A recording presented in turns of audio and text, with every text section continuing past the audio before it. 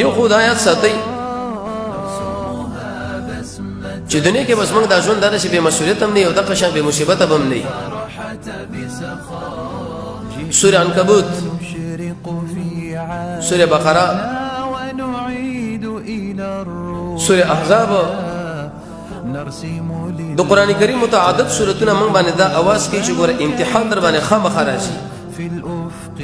حدیث کې راځي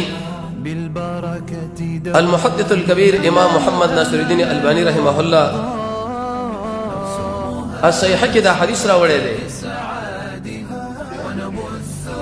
رسول الله صلی الله علیه وسلم فرمایي چې سخت تکالیف په انبیو باندې راځي به څومره چې انسان د انبیو په طرف باندې وړاندې کیږي په اتباع کې ورنږدې کیږي په دې تکالیف راځي.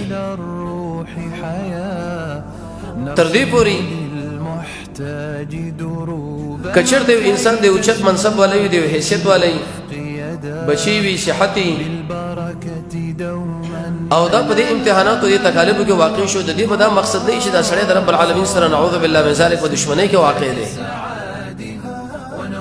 دا الله په نسبت سپک دی نه. بعض آیتونه او بعض احادیث ورسره ذکر کړي چې اصل کې دې بندله الله عز وجل اراده د نیکی کړي دا د خیر کړي دا ځکه مصیبتونه ورته مخامخ کړه. زموږ استاد پښتاني یو متل کې خو لیکن دا متل ظاهري د رسول الله صلی الله علیه وسلم د حدیثونو خلاف دی. دوی دا خبره کوي چې د لوګي نه څوک مړ شوی دی. هیڅوک هم د لوګي نه مړ کېږي نه. لیکن الباني رحمه الله په صحیح کې روایت راوړی دی چې حتی یقتلهم جوعا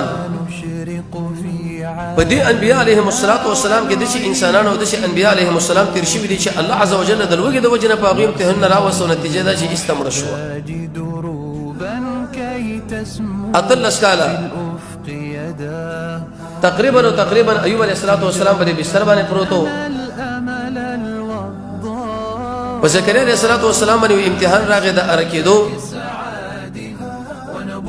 په یحیی علیه السلام باندې امتحان راغی د حلالي. او بعض د رسولان انبیاء علیهم السلام تیر شوي دي. رسول الله صلی الله علیه وسلم فرمایي چې د اوسپنو په ګومنځو باندې د هغوی د غوښې او د قشان د پلې وغیره دا ټول وتراشل شو، لیکن په خپل ډګر باندې کلک ولاړ و، په خپل دریځ باندې کلک ولاړ و. بس رب العالمین امر موږ ورته ویل لبیک.